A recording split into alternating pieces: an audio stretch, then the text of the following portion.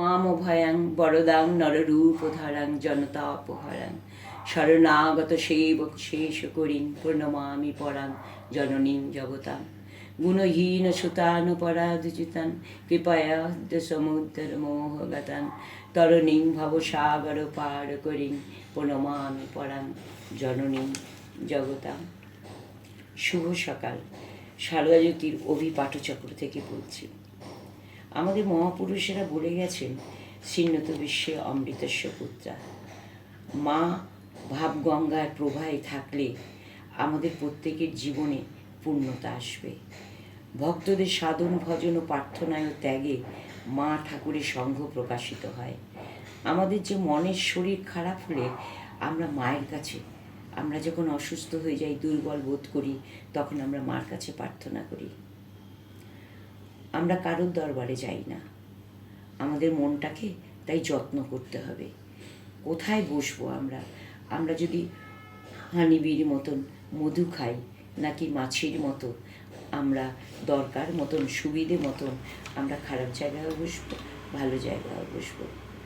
আমরা এভাবে যদি চলি, হরিণের মতো মৃগনাভির গন্ধে, আত্মাভিমানের গন্ধে ভরপুর থাকি, নিজেদের এই অপ্রয়োজনীয় বোঝাগুলি আঁকড়ে ধরে চলতে থাকি, তবে আমরা কিছুতেই শান্তিতে থাকতে পারবো না এবং আলোর সন্ধান তাই আমরা পাই না, আলোকিত নিজেদের করতে পারি না।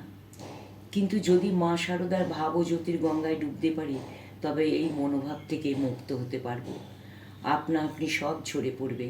সন্দেহ হয়, সত্যি সত্যি আমরা কজন শান্তি চাই? কেউ চঞ্চল মনকে, অস্থির মনকে জয় করতে চাই না।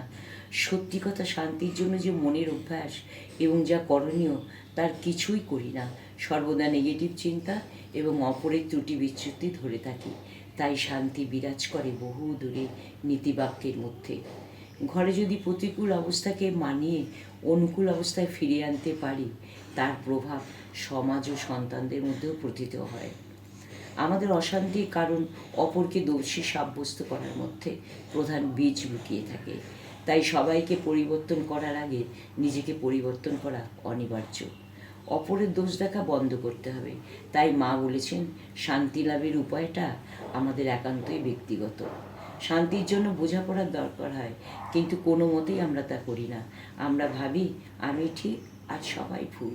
এটা শান্তি বিঘ্নের প্রধান কারণ। নিজের দোষত্রুটি জানতে হবে, তারপর সংশোধন। মাকে অনুধ্যান করলে মনের যে প্রশ্ন কথা, তার উত্তর জানতে পাই।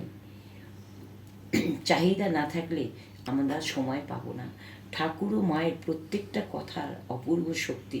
পথে নামলে সব অনুকূল হবে ঈশ্বরেরই কৃপায়, এটা ঠাকুর বলেছেন।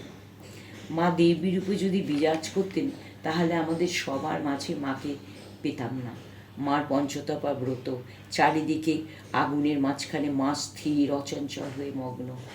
যে মনে সত্য ছাড়া কিছু নেই, সেই মনই শুদ্ধ। তখন সেই চিন্তাধারাও ও প্রত্যেক কাজের পেছনে যে উদ্দেশ্য, একটা যোগ্য হয়ে দাঁড়ায়। সেই মনই সব বাধা বিঘ্নের মধ্যেও স্থির নির্ভীক।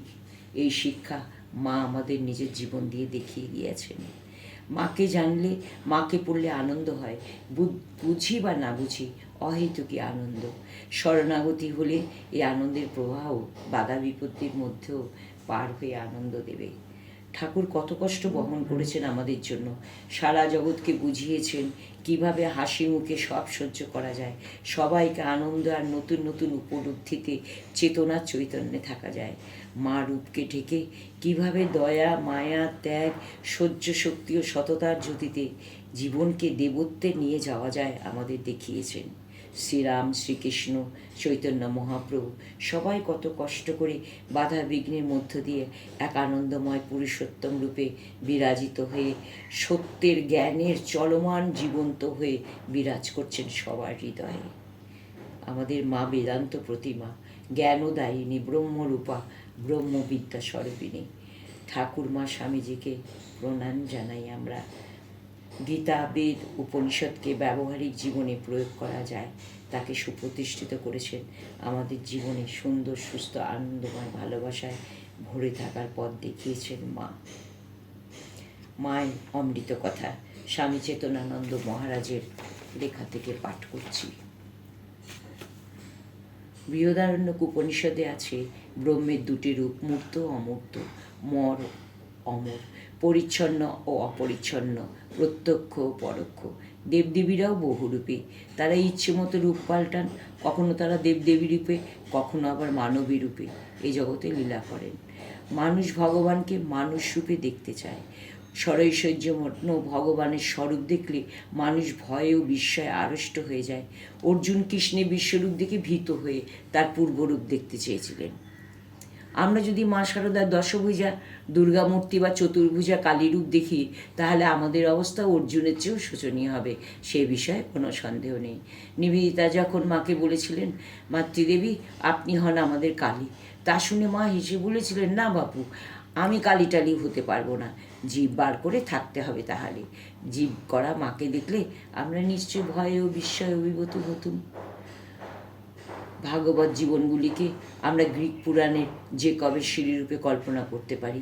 এ সিঁড়ির একদিকে ধূলিময় ধরা, অপরদিকে অমৃতময় অমরাবতী।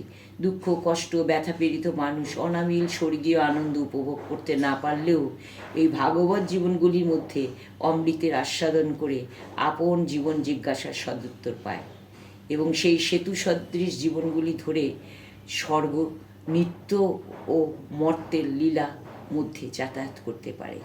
শ্রীশ্রীমার জীবন ছিল ঠিক এই যে কবে সিঁড়ির মতো। তার দ্বিবিধ সত্তা যুগপৎ প্রকাশ পেত। একদিকে তিনি ছিলেন দেবী, অন্যদিকে মানবী। একদিকে জগদম্বারূপে অলৌকিক সত্তায় বিরাজিতা, অন্যদিকে সাধারণ গৃহকর্ত্রীর মতো লৌকিক সংসার ধর্ম পরিচারিকা। তিনি আমাদের মতো রোগ, শোক, জ্বালা, যন্ত্রণা, অভাব, অনটন সহ্য করেছেন, কিন্তু তার হৃদয়ে বসানো ছিল আনন্দের ঘট, শান্তির ফোয়ারা। তার জীবনে প্রতিফলিত হয়েছে প্রত্যেক মানুষের যুগ্ম আকাঙ্ক্ষা, কর্তব্যে আত্মসমর্পণ এবং তার ভিতর দিয়ে আধ্যাত্মিক উন্নতি সাধন। তাই সাধারণ মানুষ শ্রীশ্রীমাকে বড় আপনার বোধ করে এবং তার মধ্যে দেখতে পায় নিজেদের আদর্শের প্রতিচ্ছবি। বিদ্যা, কর্ম, প্রজ্ঞা এই তিনটি জিনিস সঙ্গে নিয়ে জীব এই জগৎ থেকে বিদায় নেয় এবং কর্মানুযায়ী মানুষরূপে জন্মগ্রহণ করেন। সারদা দেবী জীব ছিলেন না, তিনি ছিলেন ভগবতী। তিনি নিজেও মায়াকে অবলম্বন করে জীব ও কল্যাণে মানবী রূপে জগতে আবির্ভূত হয়েছিলেন।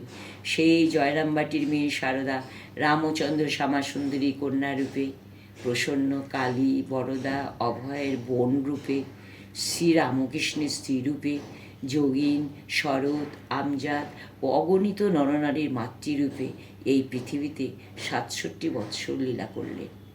শ্রীশ্রীমায়ের নরলীলা দেখার সৌভাগ্য আমাদের হয়নি, কিন্তু মনশ্চক্ষে আমরা দেখি কন্যারূপী সারদা পিতার পূজার জন্য বাগান থেকে ফুল তুলছেন, মাটির মেঝেতে বসে চন্দন ঘষছেন, ফল কাটছেন, বাবাকে তামাক সেজে খাওয়াচ্ছেন, জলে নেমে দল ঘাস কেটে বাপের চাষের গরুদের খাওয়াচ্ছেন, মনীষদের জন্য মাঠে মুড়ি নিয়ে যাচ্ছেন, শ্যামাসুন্দরীর সঙ্গে সারদা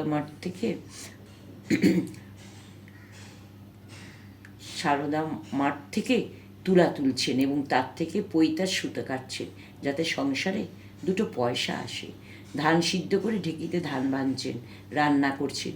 ওই অল্প বয়সী মেয়ের সেবা, বুদ্ধি ও তৎপরতা দেখে শ্যামাসুন্দরী বলেছিলেন, সারদা, তোর মতন আমার যেন জন্মান্তরে একটি মেয়ে হয় মা। স্বামীর ধন থাকবে, ছেলেপুলে নিয়ে বড় জ্বালাতন। কন্যার ঝাড়তে উত্তর এলো, আবার আমাকে টানছ? তোমার ছেলেপুলে আমি আবার এসে মানুষ করি? শ্যামাসুন্দরীর মৃত্যুকালে সারদা তার মুখে 3 বার গঙ্গা জল দেন এবং মাথায় ও বুকে জপ করে দেন। ধন্য শ্যামাসুন্দরী, জগদম্বাকে গর্ভে ধারণ করে তিনি অমর হয়ে রইলেন। জয়তু মা।